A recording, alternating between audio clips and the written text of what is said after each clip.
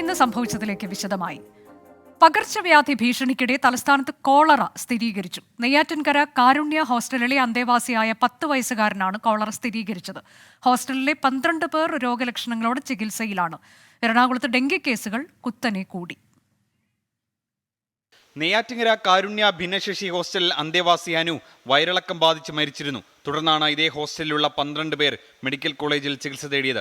രോഗം സ്ഥിരീകരിച്ച 10 വയസ്സുകാരൻ അപകടനില തരണം ചെയ്തു. മറ്റുള്ളവരുടെ പരിശോധനാ ഫലം ലഭിക്കാനുണ്ട്. മരിച്ച അനുവിന്റെ ശ്രമം പരിശോധിക്കാൻ കഴിഞ്ഞിരുന്നില്ല. കോളറ സംശയത്തെ തുടർന്ന് അനുവിന്റെ തൊളിക്കോട്ട വീട്ടിലും പരിസരത്തും ആരോഗ്യ പ്രവർത്തകർ ശുചീകരണം നടത്തി. ഹോസ്റ്റലിൽ എങ്ങനെയാണ് രോഗം വന്നതെന്നറിയില്ലെന്നും തിളപ്പിച്ചാറ്റിയ വെള്ളമാണ് അന്തേവാസികൾക്ക് നൽകുന്നതെന്നുമാണ് ജീവനക്കാരുടെ വിശദീകരണം. ഉറവിടം കണ്ടെത്താൻ ആരോഗ്യവകുപ്പ് ശ്രമം തുടരുകയാണ്. 12 കേസുകളാണ് ആകെ വയറിളക്കമായിട്ട് ഇപ്പോൾ ഈ സമയം വരെ ഉള്ളത്. അതിൽ ഒരു കേസാണ് സ്ഥിരീകരിച്ചിട്ടുള്ളത്. മറ്റ് കേസുകൾ പരിശോധനയിലാണ്. മെഡിക്കൽ കോളേജിലാണ് എല്ലാവരും അഡ്മിറ്റ് ചെയ്തിട്ടുള്ളത്. മറ്റ് ഹോസ്പിറ്റലുകളിൽ പേഷ്യൻ്റ് ചെല്ലുന്നുണ്ട്. അവരെ മെഡിക്കൽ കോളേജിലോട്ട് വിടാനും അതല്ല ഐരാണിമുട്ടത്ത് ഐസൊലേഷൻ വാർഡ് ഏർപ്പെടുത്തിയിട്ടുണ്ട്. അങ്ങോട്ട് അഡ്മിറ്റ് ചെയ്യാനും പറഞ്ഞിട്ടുണ്ട്. അതേസമയം എറണാകുളത്ത് ആശങ്കയായി ഡെങ്കിപ്പനി കേസുകൾ കൂടുന്നു. സംസ്ഥാനത്തെ ഡെങ്കി ബാധിതരിൽ 54% എറണാകുളത്താണ്. ശനിയാഴ്ച മാത്രം സ്ഥിരീകരിച്ചത് 86 പേർക്ക്. കളമശ്ശേരി നഗരസഭാ പരിധിയിലാണ് കൂടുതൽ. ജില്ലയിലെ 22 മേഖലകളിൽ ഡെങ്കിപ്പനി വ്യാപനമുണ്ട്. ജില്ലയിൽ 2 പേർക്ക് എലിപ്പനിയും സ്ഥിരീകരിച്ചിട്ടുണ്ട്. വിവിധ ബ്യൂറോകൾക്കൊപ്പം 24 തിരുവനന്തപുരം. മറ്റൊരു പ്രധാനപ്പെട്ട വാർത്ത, PSC കോഴ ആരോപണത്തിൽ ഏത് അന്വേഷണത്തിനും തയ്യാറാണെന്ന് മുഖ്യമന്ത്രി പിണറായി വിജയൻ നിയമസഭയിൽ. വാങ്ങിയ കാശ് തിരികെ കൊടുത്ത് ഒത്തുതീർപ്പിന് ശ്രമിക്കുകയാണെന്ന് പ്രതിപക്ഷ നേതാവ് സബ്മിഷനിൽ ആരോപിച്ചു. ആരോപണത്തിൽ കോഴിക്കോട് ടൗൺ ഏരിയ കമ്മിറ്റി അംഗം പ്രമോദ് കോട്ടൂളിയോട് പാർട്ടി വിശദീകരണം തേടും. തുടർച്ചയായ 2ാം ദിവസവും PSC കോഴ ആരോപണം നിയമസഭയിൽ പ്രതിപക്ഷമുയർത്തി. PSCയെ സംശയനിഴലിലാക്കിയെന്നും കേസെടുക്കാൻ പോലും സർക്കാർ തയ്യാറാകുന്നില്ലെന്നും VD സതീശൻ. പൊതുമരാമത്ത് വകുപ്പ് മന്ത്രിയുടെയും CPM കോഴിക്കോട് ജില്ലാ സെക്രട്ടറിയുടെയും ജില്ലയിൽ നിന്നുള്ള ചില MLA-മാരുടെയും പേരുകളൊക്കെ പറഞ്ഞാണ് ഈ യുവ നേതാവ് പണം കൈപ്പറ്റിയതെന്നാണ് ആരോപണം വന്നിരിക്കുന്നത്. ആരോപണങ്ങൾ പൂർണ്ണമായി നിഷേധിച്ചായിരുന്നു മുഖ്യമന്ത്രിയുടെ മറുപടി. നിയമനങ്ങളിൽ ബാഹ്യ ഇടപെടൽ ഉണ്ടായിട്ടില്ലെന്നും നടപടികൾ സുതാര്യമാണെന്നും മുഖ്യമന്ത്രി. Indian youth Congress general secretary എന്ന് പറഞ്ഞുകൊണ്ട് ഒരു ഇമെയിൽ അയച്ചിട്ടുണ്ട്. സർ, അതാണ് ആദ്യമായി കിട്ടിയ ഒരു പരാതി. അത് പരാതി ഉണ്ട് എന്ന് പറയുന്നതിന് വേണ്ടി പ്രതിപക്ഷ നേതാവ് ഇങ്ങനെ സംസാരിക്കുമ്പോൾ ഒരു പരാതി വേണമല്ലോ എന്ന് കൃത്യമായി ധാരണയോടുകൂടി തയ്യാറാക്കിയതാണ് എന്ന് ആർക്കും മനസ്സിലായി. മുഖ്യമന്ത്രിയുടെ മറുപടി അംഗീകരിക്കാതെ പ്രതിപക്ഷം സഭ വിട്ടിറങ്ങി. ഇന്ന് ചേർന്ന അവൈലബിൾ ജില്ലാ സെക്രട്ടേറിയറ്റിലാണ് പ്രമോദ് കോട്ടൂളിയോട് വിശദീകരണം തേടാൻ തീരുമാനിച്ചത്. PSC കോഴ ആരോപണവുമായി ബന്ധപ്പെട്ട് പാർട്ടിക്ക് ഒന്നും അറിയില്ലെന്നായിരുന്നു കോഴിക്കോട് ജില്ലാ സെക്രട്ടറി P. മോഹനന്റെ പ്രതികരണം. ആരും മാധ്യമങ്ങളും അതുപോലെ CPM-ന്റെയും ഗവൺമെന്റിന്റെയും രാഷ്ട്രീയ എതിരാളികളും കൂടി എന്തോ ഒരു PSC അംഗത്തിന്റെ നിയമനം നടത്താൻ പോകുന്നു എന്നൊക്കെ കേൾക്കുന്നു. അത്തരം ഒരു കാര്യങ്ങളെ സംബന്ധിച്ച് ഞങ്ങൾക്കൊരറിവില്ല. അതേസമയം കോഴ ആരോപണം പ്രമോദ് കോട്ടൂളി പൂർണ്ണമായും തള്ളി. താൻ പണം വാങ്ങിയിട്ടില്ലെന്നും അത്തരമൊരു ചരിത്രം തനിക്കില്ലെന്നുമായിരുന്നു പ്രതികരണം. 24 തിരുവനന്തപുരം. ആകാശ് തില്ലങ്കേരിയുടെ വിവാദയാത്രയിൽ 9 കുറ്റങ്ങൾ ചുമത്തി മോട്ടോർ വാഹന വകുപ്പ്. ജീപ്പിന്റെ ഉടമയ്ക്ക് 45,500 രൂപ പിഴ, RC സസ്പെൻഡ് ചെയ്യും. വാഹനം ഓടിച്ച തില്ലങ്കേരിക്കെതിരെ നിയമലംഘനങ്ങൾ കണ്ടെത്താൻ കഴിഞ്ഞില്ല. വിവാദയാത്രയിൽ ഹൈക്കോടതി സ്വമേധയാ കേസെടുത്തു. ആകാശ് തില്ലങ്കേരിയുടെ നിയമലംഘന യാത്ര നടന്നത് വയനാട്ടിലെ പനമരത്ത്. കഴിഞ്ഞ 7-ാം തീയതിയാണ് വാഹനം ഇതുവഴി കടന്നുപോയതെന്ന് ക്യാമറ ദൃശ്യങ്ങൾ പരിശോധിച്ചതുവഴി വ്യക്തമായി. വാഹനം രൂപമാറ്റം വരുത്തി, നമ്പർ പ്ലേറ്റ് ഇല്ലായിരുന്നു തുടങ്ങി നിരവധി നിയമലംഘനങ്ങളാണ് കണ്ടെത്തിയിട്ടുള്ളത്. മലപ്പുറം മൊറയൂർ സ്വദേശി സുലൈമാന്റെ ഉടമസ്ഥയിലുള്ള ജീപ്പാണിതെന്ന് അന്വേഷണത്തിൽ വ്യക്തമായിട്ടുണ്ട്. നേരത്തെ 3 തവണ നിയമലംഘനത്തിന് പിടിക്കപ്പെട്ടിട്ടുണ്ട്. RC സസ്പെൻഡ് ചെയ്യാനാണ് മലപ്പുറം RTOയ്ക്ക് വയനാട് എൻഫോഴ്സ്മെന്റ് RTO നൽകിയ ശുപാർശ. അതേസമയം ആകാശ് തില്ലങ്കേരിക്കെതിരെ നടപടിയെടുക്കാവുന്ന വിധമുള്ള കണ്ടെത്തൽ RTO എൻഫോഴ്സ്മെന്റ് വിഭാഗം നടത്തിയ അന്വേഷണത്തിൽ ഉണ്ടായിട്ടില്ല. സംഭവത്തിൽ മാനന്തവാടി ജോയിന്റ് RTO ഓഫീസിലേക്ക് പരാതി നൽകാനെത്തിയ യൂത്ത് കോൺഗ്രസ് പ്രവർത്തകരെ പോലീസ് തടഞ്ഞതിൽ പ്രതിഷേധമുണ്ടായി. ഞങ്ങളിവിടെ പ്രശ്നമുണ്ടാക്കാൻ വന്നവരല്ല. ഞങ്ങൾക്ക് ഈ നിയമലംഘനം ജോയിന്റ് RTO ശ്രദ്ധയിൽപ്പെടുത്താനും ഉചിതമായ നടപടി, ശക്തമായ നിയമവ്യവസ്ഥയിലുള്ള നടപടികൾ സ്വീകരിക്കണമെന്ന് ആവശ്യപ്പെട്ടുകൊണ്ട് വന്നതാണ്. അനുവദിക്കണമെന്ന് പറയുന്നു, അവർ അനുവദിക്കുന്നില്ല. രൂപമാറ്റം വരുത്തുന്ന വാഹനങ്ങൾക്കെതിരെ കർശന നടപടി വേണമെന്ന് ഗതാഗത വകുപ്പ് ജോയിന്റ് കമ്മീഷണറോട് ഹൈക്കോടതി ആവശ്യപ്പെട്ടു. വീഡിയോകൾ പരിശോധിച്ച ശേഷം സ്വമേധയാ കേസെടുക്കുമെന്നും കോടതി വ്യക്തമാക്കി. ഇത്തരം ദൃശ്യങ്ങൾ സമൂഹ മാധ്യമങ്ങളിൽ പ്രചരിപ്പിക്കുന്നത് കുറ്റകരമാണെന്നും കോടതി വിലയിരുത്തി. 24 വയനാട്. പാലക്കാട് ചെർപ്പുളശ്ശേരി വെള്ളിനേഴിയിൽ വാട്ടർ ടാങ്ക് പൊട്ടി വീണ് അമ്മയ്ക്കും കുഞ്ഞിനും ദാരുണാന്ത്യം. നെല്ലിപ്പറ്റക്കുന്ന് ഫാമിനകത്തെ വാട്ടർ ടാങ്കാണ് തകർന്നത്. ഭർത്താവ് എത്തിയപ്പോഴാണ് ഇരുവരും കല്ലുകൾക്കിടയിൽ കിടക്കുന്നതായി കണ്ടത്. വെള്ളിനേഴിയിലെ ഫാമിൽ താമസിച്ച് ജോലി ചെയ്യുകയായിരുന്നു ബംഗാളിൽ നിന്നുള്ള കുടുംബം. ഫാമിലെ ആവശ്യങ്ങൾക്ക് വെള്ളം ഉപയോഗിച്ചിരുന്ന ടാങ്ക് പൊട്ടി സമീപത്ത് നിന്ന് ജോലി ചെയ്യുകയായിരുന്ന ശ്യാമിലിയുടെയും മകൻ 1.5 വയസ്സുള്ള സ്വാമിറാമിന്റെയും ദേഹത്ത് വീഴുകയായിരുന്നു. ഇരുവരും തൽക്ഷണം മരിച്ചു. ഇവരുടെ ഭർത്താവ് തിരിച്ചെത്തിയപ്പോഴാണ് ഇരുവരും മരിച്ചു കിടക്കുന്നതായി കണ്ടത്. അപ്പം നോക്കുമ്പോഴാണ് കുട്ടി കുറച്ചിപ്പുറത്ത് തിരിച്ചു കിടക്കണം, അമ്മ അതിൻ്റെ അടിയിൽ കിടക്കണം. ഇവർ വേഗം ആശുപത്രി കൊണ്ടുപോകാൻ വേണ്ടിയിട്ട് കല്ലൊക്കെ മാറ്റി നോക്കി എല്ലാവരും കൂടിയിട്ട്, പക്ഷേ അപ്പോഴേക്കും ജീവനുണ്ടായിരുന്നുണ്ട്. ചെർപ്പുളശ്ശേരി പോലീസ് സ്ഥലത്തെത്തി തുടർ നടപടികൾ സ്വീകരിച്ചു. മൃതദേഹം ഒറ്റപ്പാലം താലൂക്ക് ആശുപത്രിയിലേക്ക് മാറ്റി. 24 പാലക്കാട്. തൃശൂർ ചെറുതുരുത്തിയിൽ ഭാര്യയെ ഭർത്താവ് അതിക്രൂരമായി കൊലപ്പെടുത്തി. തമിഴ്നാട് സ്വദേശി സെൽവിയാണ് മരിച്ചത്. ഭർത്താവ് തമിഴരശനെ ചെറുതുരുത്തി പോലീസ് അറസ്റ്റ് ചെയ്തു. തമിഴ്നാട് സേലം സ്വദേശികളായ തമിഴരശനും ഷെൽവിയും നാളുകളായി ചെറുതുരുത്തിയിൽ കൂലിപ്പണി ചെയ്ത് ജീവിക്കുകയാണ്. ഇന്നലെ രാവിലെ സെൽവിയെ ചെറുതുരുത്തി കൊച്ചിൻ പാലത്തിന് സമീപമുള്ള ബസ് സ്റ്റോപ്പിൽ മരിച്ച നിലയിൽ കണ്ടെത്തി.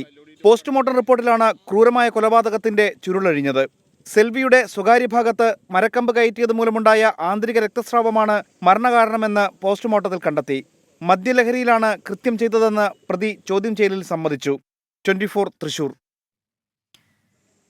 കത്വ ഭീകരാക്രമണത്തിന് ശക്തമായ തിരിച്ചടി നൽകുമെന്ന് പ്രതിരോധ മന്ത്രാലയം. പാകിസ്ഥാനിൽ നിന്ന് നുഴഞ്ഞു കയറിയ ഭീകരരാണ് ആക്രമണത്തിന് പിന്നിലെന്നാണ് സൂചന. മേഖലയിൽ ഭീകരർക്കായി തെരച്ചിൽ തുടരുകയാണ്. വീരമൃത്യു വരിച്ച 5 സൈനികരുടെയും മൃതദേഹം ജന്മനാടായ ഉത്തരാഖണ്ഡിൽ എത്തിച്ചു.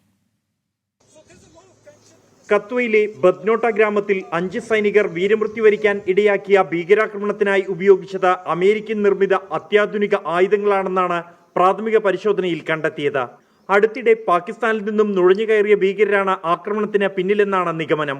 ഈ പശ്ചാത്തലത്തിലാണ് ദേശീയ അന്വേഷണ ഏജൻസി ഫോറൻസിക് സംഘത്തോടൊപ്പം പ്രദേശത്ത് പരിശോധന നടത്തിയത്. ഇന്നലെ വൈകിട്ട് 3:30യോടെയാണ് സുരക്ഷാസേന സഞ്ചരിച്ച വാഹനവ്യൂഹത്തിന് നേരെ ഭീകരാക്രമണം ഉണ്ടായത്. ഗ്രനേഡ് എറിഞ്ഞ ശേഷം വാഹനത്തിന് നേരെ ഇരുവശങ്ങളിൽ നിന്നും വെടിവെച്ചു. സൈന്യം തിരിച്ചടിച്ചതോടെ സമീപത്തെ വനമേഖലയിൽ ഒളിച്ച ഭീകരർക്കായി തെരച്ചിൽ തുടരുകയാണ്. ഭീകരർക്ക് പ്രാദേശികമായ സഹായം ലഭിച്ചിട്ടുണ്ടെന്നാണ് ജമ്മുകശ്മീർ പോലീസിന്റെ നിഗമനം. സംഭവത്തിൽ അതീവ ദുഃഖം രേഖപ്പെടുത്തിയ പ്രതിരോധ മന്ത്രി രാജ്നാഥ് സിംഗ് മേഖലയിൽ സമാധാനം പുനഃസ്ഥാപിക്കാൻ സൈന്യം പ്രതിജ്ഞാബദ്ധമാണെന്ന് അറിയിച്ചു. കത്വ ഭീകരാക്രമണത്തിൽ വീരമൃത്യു വരിച്ച സൈനികരുടെ മൃതദേഹങ്ങൾ ജന്മനാടായ ഉത്തരാഖണ്ഡിൽ എത്തിച്ചു. ഡെറാഡൂണിലെ ജോളി ഗ്രാൻഡ് വിമാനത്താവളത്തിൽ ഉത്തരാഖണ്ഡ് മുഖ്യമന്ത്രി പുഷ്കർ സിംഗ് ധാമി, മുൻ മുഖ്യമന്ത്രി ത്രിവേന്ദ്ര സിംഗ് റാവത്ത് അടക്കമുള്ളവർ അന്തിമോപചാരം അർപ്പിച്ചു.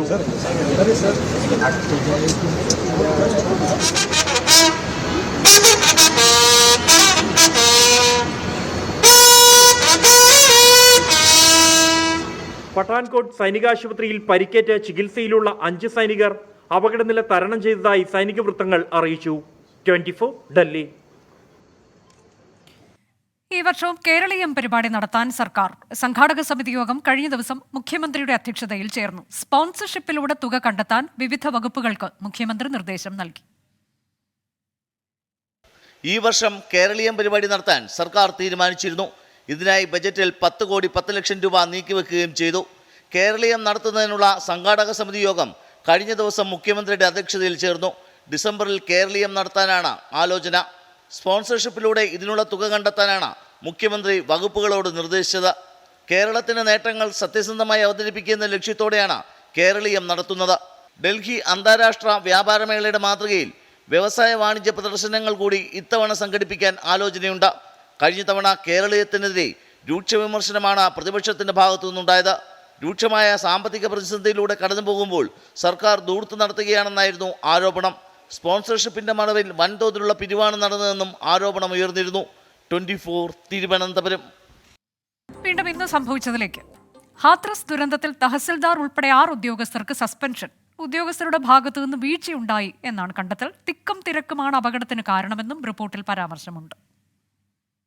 സിക്കന്ദ്ര റാവു തഹസിലിലെ SDM Ravindrakumar, tehsildar Sushil Kumar, CO doctor Anandakumar, SHO Ashish Kumar, Pora outpost incharge Brijesh Pandey, Kachaura outpost incharge Manveer Singh എന്നിവരെയാണ് സസ്പെൻഡ് ചെയ്തത്. ഹാത്രാസ് ദുരന്തത്തിൽ പ്രത്യേക അന്വേഷണ സംഘം നൽകിയ 300 പേജുള്ള റിപ്പോർട്ടിന്റെ അടിസ്ഥാനത്തിലാണ് നടപടി. 80,000 പേർക്ക് മാത്രം പങ്കെടുക്കാൻ അനുമതിയുണ്ടായിരുന്ന പരിപാടിക്ക് 2 ലക്ഷത്തിലധികം പേരാണ് എത്തിയത്. ആവശ്യമായ ക്രമീകരണവും സുരക്ഷാ സംവിധാനവും ഒരുക്കുന്നതിൽ സംഘാടകർക്ക് വീഴ്ച പറ്റി. തിക്കും തിരക്കുമുണ്ടായതാണ് അപകട കാരണമെന്നും റിപ്പോർട്ടിൽ പറയുന്നു. ജില്ലാ മജിസ്ട്രേറ്റ്, കളക്ടർ, SP ഉൾപ്പെടെ 119 പേരുടെ മൊഴി അടങ്ങിയതാണ് റിപ്പോർട്ട്. അപകടത്തിൽ മരിച്ചവരുടെ കുടുംബങ്ങളുടെ മൊഴിയും റിപ്പോർട്ടിൽ രേഖപ്പെടുത്തിയിട്ടുണ്ട്. ഉത്തർപ്രദേശ് മുഖ്യമന്ത്രി യോഗി ആദിത്യനാഥ് നിയോഗിച്ച അഡീഷണൽ ഡയറക്ടർ ജനറൽ ഓഫ് പോലീസിന്റെ നേതൃത്വത്തിലായിരുന്നു പ്രത്യേക അന്വേഷണം. അപകടത്തിന് പിന്നാലെ ഒളിവിൽ പോയ ആൾദൈവം ഭോലെ ബാബയുടെ മൊഴി രേഖപ്പെടുത്താൻ പോലും അന്വേഷണ സംഘത്തിന് ഇനിയും കഴിഞ്ഞിട്ടില്ല. 24 ഡൽഹി. സംസ്ഥാനത്ത് 4 ദിവസത്തിന് ശേഷം നാളെ റേഷൻ കടകൾ തുറക്കും. 2 ദിവസമായി തിരുവനന്തപുരം പാളയം രക്തസാക്ഷി മണ്ഡപത്തിന് മുന്നിൽ റേഷൻ വ്യാപാരികൾ നടത്തിവന്നിരുന്ന രാപ്പകൽ സമരം അവസാനിച്ചു. ആവശ്യങ്ങൾ അംഗീകരിച്ചില്ലെങ്കിൽ സമരത്തിലേക്ക് കടക്കുമെന്നാണ് റേഷൻ വ്യാപാരികളുടെ മുന്നറിയിപ്പ്. ഇന്നലെയും ഇന്നുമായി തിരുവനന്തപുരം പാളയം രക്തസാക്ഷി മണ്ഡപത്തിന് മുൻപിൽ നടന്ന രാപ്പകൽ സമരം റേഷൻ വ്യാപാരികളുടെ ഐക്യത്തിന്റെ കൂടി തെളിവായി. സംയുക്ത സമരസമിതിയുടെ നേതൃത്വത്തിലായിരുന്നു പ്രതിഷേധം. 14,000-ലധികം റേഷൻ കടകളാണ് ഇന്നലെയും ഇന്നും അടച്ചിട്ടത്. സംഘടനാ വ്യത്യാസമില്ലാതെ ഭക്ഷ്യമന്ത്രിക്കെതിരെ രൂക്ഷ വിമർശനമാണ് സമരത്തിൽ ഉടനീളം ഉയർന്നത്. CITU സംസ്ഥാന പ്രസിഡന്റും മുൻ മന്ത്രിയുമായ TP രാമകൃഷ്ണൻ ഉദ്ഘാടനം ചെയ്ത സമരത്തിന്റെ സമാപന സമ്മേളനം ഉദ്ഘാടനം ചെയ്തത് പ്രതിപക്ഷ നേതാവ് VD സതീശൻ. ചർച്ച ചെയ്യാൻ ഗവൺമെന്റ് തയ്യാറാകണം. അതിന് അനുകൂലമായ മറുപടിയാണ് ബഹുമാനപ്പെട്ട മന്ത്രി നൽകിയത്. അപ്പോ കഴിഞ്ഞ പ്രാവശ്യത്തെ പോലെ ഉള്ളൊരു പ്രതികൂലമായ ഒരു നിലപാട് സ്വീകരിക്കരുത്, അനുകൂലമായ നിലപാട് സ്വീകരിക്കണം. ജോയിയുടെ നേതൃത്വത്തിൽ ഞങ്ങൾ എല്ലാവരും നിങ്ങളുടെ കൂടെ ഉണ്ടാകും. റേഷൻ വ്യാപാരികളുടെ വേതന പാക്കേജ് കാലോചിതമായി പരിഷ്കരിക്കുക, കിറ്റ് കമ്മീഷൻ നൽകുക തുടങ്ങിയ വിവിധ ആവശ്യങ്ങൾ ഉന്നയിച്ചായിരുന്നു സമരം. ആവശ്യങ്ങൾ പരിഗണിച്ചില്ലെങ്കിൽ അനിശ്ചിതകാല സമരം ആരംഭിക്കുമെന്നും റേഷൻ വ്യാപാരികളുടെ മുന്നറിയിപ്പ്. ഗവൺമെന്റ് ചർച്ചയ്ക്ക് തയ്യാറായി റേഷൻ വ്യാപാരികളുടെ മിതവും ന്യായമായ ആവശ്യങ്ങൾക്ക് ഒരു പരിഹാരം കണ്ടിട്ടില്ലെങ്കിൽ സെപ്റ്റംബർ മുതൽ അനിശ്ചിതകാല സമരമായി മുന്നോട്ട് പോകും. ജൂലൈ മാസത്തെ റേഷൻ വിതരണം നാളെ മുതൽ ആരംഭിക്കും. 24 തിരുവനന്തപുരം. വിഴിഞ്ഞത്തെത്തുന്ന മദർഷിപ്പ് സാൻ ഫെർണാണ്ടോയെ വെള്ളിയാഴ്ച രാവിലെ 10 മണിക്ക് സ്വീകരിക്കും. തുറമുഖത്തിന്റെ ട്രയൽ റൺ ഉദ്ഘാടനം മുഖ്യമന്ത്രി നിർവഹിക്കും. കേന്ദ്ര ഷിപ്പിംഗ് മന്ത്രി സർബാനന്ദ സോനോവാൾ മുഖ്യാതിഥിയാകും. ലോകത്തെ ഏറ്റവും വലിയ രണ്ടാമത്തെ ഷിപ്പിംഗ് കമ്പനിയായ മേഴ്സ്കിന്റെ കൂറ്റൻ മദർഷിപ്പ് നാളെ അർദ്ധരാത്രിയോടെ വിഴിഞ്ഞത്തിനടുത്ത് പുറംകടലിലെത്തും. വ്യാഴാഴ്ച രാവിലെയാണ് തുറമുഖത്തടുപ്പിക്കുന്നത്. സാൻ ഫെർണാണ്ടോ എന്ന കപ്പലിന് വെള്ളിയാഴ്ച വൻ സ്വീകരണം നൽകും. ഈ വരുന്ന 12-ാം തീയതി രാവിലെ 10 മണിക്ക് മദർഷിപ്പ് വിഴിഞ്ഞത്ത് സ്വീകരിക്കും. ട്രയൽ റൺ അവിടെ ചേരുന്ന സമ്മേളനത്തിൽ വെച്ച് ബഹുമാന്യനായ കേരളത്തിൻ്റെ മുഖ്യമന്ത്രി ഉദ്ഘാടനം ചെയ്യും. ചടങ്ങിൽ തുറമുഖ വകുപ്പ് മന്ത്രി അധ്യക്ഷത വഹിക്കും. കേന്ദ്ര ഷിപ്പിംഗ് വകുപ്പ് മന്ത്രി സർബാനന്ദ സോനോവാൾ മുഖ്യാതിഥിയായി പങ്കെടുക്കും. ശനിയാഴ്ചയും ഞായറാഴ്ചയും 2 ഫീഡർ കപ്പലുകൾ വിഴിഞ്ഞത്തെത്തും. സാൻ ഫെർണാണ്ടോ ഇറക്കിയ ചരക്കുകൾ ഫീഡർ കപ്പലുകളിൽ കയറ്റി മറ്റു തുറമുഖങ്ങളിലേക്ക് കൊണ്ടുപോകും. ട്രയൽ റണ്ണിന്റെ ഭാഗമായി സെപ്റ്റംബർ വരെ നിരവധി കപ്പലുകൾ വിഴിഞ്ഞത്തെത്തുമെന്ന് തുറമുഖ മന്ത്രി വ്യക്തമാക്കി. ഡിസംബറിന് മുൻപ് തന്നെ കമ്മീഷൻ ചെയ്യാൻ കഴിഞ്ഞേക്കുമെന്നാണ് വിലയിരുത്തൽ. 24 തിരുവനന്തപുരം. ഇപ്പോൾ വരുന്നൊരു പ്രധാനപ്പെട്ട വാർത്ത. PSC അംഗത്വം വാഗ്ദാനം ചെയ്ത് കോഴ വാങ്ങിയെന്ന ആരോപണത്തിൽ ജില്ലാ നേതൃത്വത്തോട് CPIM സംസ്ഥാന നേതൃത്വം വിശദീകരണം തേടി. സംസ്ഥാന സെക്രട്ടേറിയറ്റ് അംഗമായ മന്ത്രി തന്നെ പരാതി നൽകിയിട്ടും ജില്ലാ നേതൃത്വം ഗൗരവത്തോടെ എടുത്തില്ല. ഇത് ഗുരുതര വീഴ്ചയാണെന്നാണ് സംസ്ഥാന നേതൃത്വത്തിന്റെ നിഗമനം. ഷഫീദ് റാവുത്തർ വിവരങ്ങളുമായി. ഷഫീദ്, ഈ ഒരു ആരോപണം തള്ളാതെയായിരുന്നു മുഖ്യമന്ത്രിയുടെ പ്രതികരണങ്ങൾ വന്നത്. എന്നാൽ ഇങ്ങനൊരു സംഭവമേ ഉണ്ടായിട്ടില്ല, എല്ലാം മാധ്യമങ്ങൾ ഉണ്ടാക്കുന്നത് എന്നത് ജില്ലാ നേതൃത്വത്തിന്റെ സെക്രട്ടറിയുടെ വിശദീകരണമായിരുന്നു. ഇപ്പോൾ സംസ്ഥാന നേതൃത്വം വിശദീകരണം തേടുമ്പോൾ അത് ഗൗരവതരമായൊരു വിഷയമാണ് എന്നതിലേക്ക് എത്തുകയല്ലേ? തീർച്ചയായിട്ടും. കാരണം PSC കോഴ ആരോപണത്തിൽ അത് തള്ളിയില്ല എന്ന് മാത്രമല്ല, അക്കാര്യത്തിൽ നടപടിക്കടക്കം ഒരുങ്ങുകയാണ് CPIM സംസ്ഥാന നേതൃത്വം എന്നുള്ള കാര്യത്തിൽ ഒരു തർക്കവുമില്ല. ഇതിന്റെ ആദ്യ പടിയെന്നോണമാണ് കോഴിക്കോട് ജില്ലാ നേതൃത്വത്തോട് ഇതുമായി ബന്ധപ്പെട്ട് സംസ്ഥാന നേതൃത്വം ഇപ്പോൾ ഒരു വിശദീകരണം തേടിയിട്ടുള്ളത്. അതിൽ കോഴിക്കോട് നേതൃത്വം കാണിച്ച ചില സമീപനങ്ങൾ അടക്കമുള്ള കാര്യങ്ങളിൽ സംസ്ഥാന നേതൃത്വത്തിന് വിയോജിപ്പും അതേപോലെ തന്നെ പ്രശ്നവും ഉണ്ട് എന്നുള്ളതാണ് വ്യക്തമാക്കുന്ന ഏറ്റവും പ്രധാനപ്പെട്ട കാര്യം. അതിലൊന്ന്, ഈ പരാതി ജില്ലാ നേതൃത്വം ഗൗരവമായി എടുത്തില്ല എന്നുള്ളതാണ്. സംസ്ഥാന സെക്രട്ടേറിയറ്റ് അംഗമായ മന്ത്രി തന്നെ പരാതി കൊടുത്തിട്ടും ജില്ലാ നേതൃത്വം അക്കാര്യത്തിൽ ഗൗരവം കാണിച്ചില്ല. മാത്രമല്ല, ജില്ല കേന്ദ്രീകരിച്ച് കോക്കസ് പ്രവർത്തിക്കുന്നു എന്നതിലും മൗനം പാലിച്ചു. ഇത് ചില സംരക്ഷണ കാര്യങ്ങൾക്ക് വേണ്ടിയിട്ടാണോ എന്നടക്കമുള്ള കുറ്റപ്പെടുത്തലും ഇതുമായി ബന്ധപ്പെട്ട് സംസ്ഥാന നേതൃത്വത്തിന് ഉണ്ട് എന്നുള്ളതാണ് പുറത്തുവരുന്ന വിവരം. മാത്രമല്ല, ഈ ജില്ലാ നേതൃത്വം പരാതി ലഭിച്ചിട്ടും മൗനം പാലിച്ചത് ഗുരുതര വീഴ്ചയാണെന്നും സംസ്ഥാന നേതൃത്വം വിലയിരുത്തുന്നുണ്ട്. ഉയർന്ന ആരോപണം ഗൗരവമുള്ളതായിട്ടും ജില്ലാ ഘടകം മുഖവിലക്കെടുത്തില്ല എന്നുള്ളത് തന്നെയാണ് സംസ്ഥാന നേതൃത്വം ഇക്കാര്യത്തിൽ വിലയിരുത്തുന്ന ഒരു കാര്യം. ഇതിന്റെ അടിസ്ഥാനത്തിൽ കൂടിയാണ് വിശദീകരണം തേടിയത്. ഇന്നും കോഴിക്കോട് ജില്ലാ സെക്രട്ടറി അക്കാര്യത്തിൽ ഏതെങ്കിലും തരത്തിൽ പാർട്ടിക്ക് അറിവില്ല എന്നുള്ള ഒരു പ്രതികരണമാണ് നടത്തിയത്. അതുകൂടി പരിഗണിച്ചുകൊണ്ടാണ് ഇപ്പോൾ അടിയന്തരമായി വിഷയത്തിൽ ഇടപെടാനുള്ള സംസ്ഥാന നേതൃത്വത്തിന്റെ തീരുമാനം. PSC കോഴ ആരോപണത്തിലാണ് ജില്ലാ നേതൃത്വത്തോട് സംസ്ഥാന നേതൃത്വം വിശദീകരണം തേടിയത് CPIM-ന്റെ. ഇന്ന് സംഭവിച്ച മറ്റു ചില വാർത്തകൾ ചുരുക്കത്തിൽ. സംസ്ഥാനത്ത് മഴ തുടരും. വടക്കൻ കേരളത്തിൽ ഒറ്റപ്പെട്ട ശക്തമായ മഴയ്ക്ക് സാധ്യതയെന്ന് മുന്നറിയിപ്പ്. കണ്ണൂർ, കാസർഗോഡ് ജില്ലകളിൽ യെല്ലോ അലേർട്ട്. തിരുവനന്തപുരം വെമ്പായത്ത് KSRTC ബസ്സിന് മുന്നിൽ യുവാവിന്റെ അഭ്യാസ പ്രകടനം. 20 മിനിറ്റോളം ബസിന്റെ യാത്ര തടസ്സപ്പെടുത്തി. ഹോൺ മുഴക്കിയതാണ് ബൈക്ക് യാത്രികനെ പ്രകോപിപ്പിച്ചത്. നെടുമ്പാശ്ശേരി വിമാനത്താവളത്തിൽ വൻ ലഹരി മരുന്ന് വേട്ട. കെനിയൻ പൗരനിൽ നിന്ന് 13 കോടി രൂപയുടെ കൊക്കൈൻ പിടികൂടി. പാലക്കാട് പന്നിയങ്കരയിൽ പ്രദേശവാസികളിൽ നിന്ന് ടോൾ പിരിക്കുന്നത് തുടരും. തിരുവനന്തപുരത്ത് നടത്തിയ ചർച്ച പരാജയം. ആലപ്പുഴ കായംകുളത്ത് പലചരക്ക് കടയ്ക്ക് മുന്നിൽ യുവാവിന്റെ ആത്മഹത്യാശ്രമം. പെട്രോൾ ദേഹത്തൊഴിച്ച് ആത്മഹത്യാ ഭീഷണി മുഴക്കിയത് മദ്യപിക്കാൻ പണം നൽകാത്തതിന്. കൊല്ലം പുനലൂർ തൂക്കുപാലത്തിൽ നിന്ന് ചാടിയ യുവതിയുടെ മൃതദേഹം കണ്ടെത്തി. മൈലക്കൽ സ്വദേശി ഹണി രതീഷാണ് മരിച്ചത്. ആലപ്പുഴ മാന്നാർ കൊലപാതക കേസിൽ 1-ാം പ്രതി അനിൽകുമാറിനെ ഇസ്രയേലിൽ നിന്ന് നാട്ടിലെത്തിക്കാൻ നടപടി. പ്രതിക്കായി ഓപ്പൺ വാറണ്ട് പുറപ്പെടുവിച്ച് Chengannur first class judicial magistrate കോടതി. പറവ ഫിലിംസ് കമ്പനി കള്ളപ്പണ ഇടപാടുകൾ നടത്തിയിട്ടില്ലെന്ന് നടൻ സൗബിൻ ഷാഹിർ. സിനിമയുടെ സാമ്പത്തിക ഇടപാടുകൾ സംബന്ധിച്ച് കൃത്യമായ രേഖകളുണ്ടെന്നും സൗബിൻ EDക്ക് മൊഴി നൽകി. കലോത്സവത്തിനിടെ വിദ്യാർത്ഥിനിയെ പീഡിപ്പിച്ചെന്ന പരാതിയിൽ ക്യുസാറ്റ് സിൻഡിക്കേറ്റ് അംഗത്തിനെതിരെ ആഭ്യന്തര പരാതി പരിഹാര സമിതി അന്വേഷണം തുടങ്ങി. PK ബേബിയെ സിൻഡിക്കേറ്റിൽ നിന്ന് പുറത്താക്കണമെന്നൊരു വിഭാഗം ജീവനക്കാർ. ഉത്തരേന്ത്യയിലും വടക്കുകിഴക്കൻ സംസ്ഥാനങ്ങളിലും മഴക്കെടുതി അതിരൂക്ഷം. ഉത്തരാഖണ്ഡിൽ പ്രളയ സമാന സാഹചര്യമാണ്. അസമിൽ പ്രളയത്തിൽ മരിച്ചവരുടെ എണ്ണം 72ആയി. മുംബൈയിൽ മഴയുടെ ശക്തി കുറഞ്ഞു.